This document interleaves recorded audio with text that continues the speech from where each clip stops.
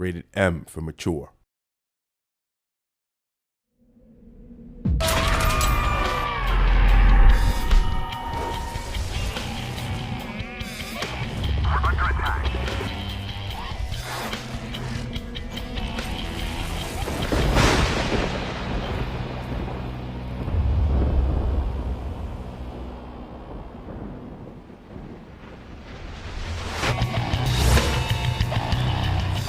My name is John Garcia Shelton, and I'm the producer.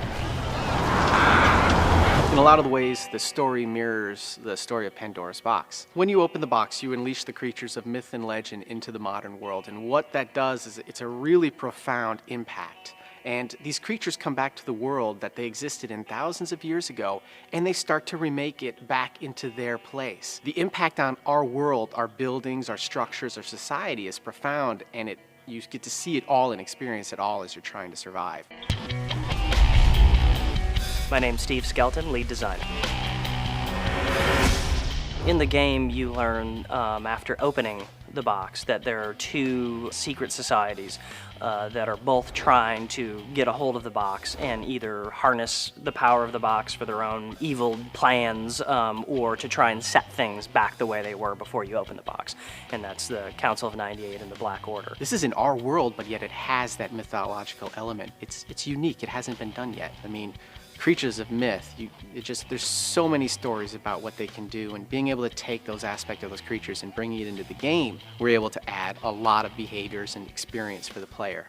One of the first things we did when researching the types of creatures that we wanted to have in the game was looking at different mythologies, different creatures, and what their legends said about them. And then we translated that into what could be a good in-game mechanic, and then balance that against the types of different mechanics we wanted. So we wanted the werewolf, we wanted it to be a really strong predator. With the griffin, we wanted it to be a gigantic, unstoppable force. So we would balance it in different ways that way.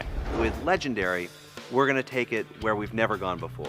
Not only are you going to have these epic cinematic moments of intensity, but the creatures and the technology driving the artificial intelligence, how the creatures think in the world, is some of the most advanced technology anywhere in any game.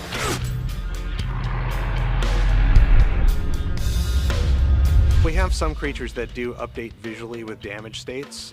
In other words, you will see flesh revealed beneath the skin of the creature sometimes. This occurs with our werewolf and our minotaur. The werewolf itself actually regenerates, and you'll be able to see that in the game as well. It looks quite realistic. What makes our creatures next gen is probably more the quantity than anything else that you'll see on the screen.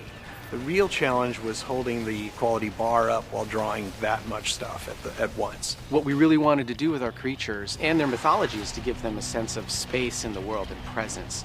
Our creatures don't just attack the player, they use the world to attack the player. What's real to you is real to the creatures, and it gives them a weight and a presence in the world. Just because they're mythological creatures doesn't mean to us they didn't exist in our game. You're going to see things like a minotaur bash through walls on the way to pursue the player. The first time the player is fighting the werewolf and they start to shoot it, and it changes its path away from the bullets to go grab a computer monitor and chuck it at them. That kind of intelligence and awareness is going to be a breath of fresh air to the player. Well, I think the thing that's most fun about playing Legendary is just the feeling of being overwhelmed by this new force of nature that's introduced back into the world.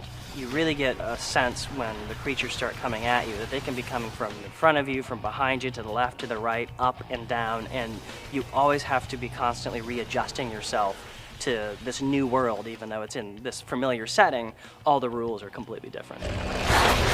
Legendary.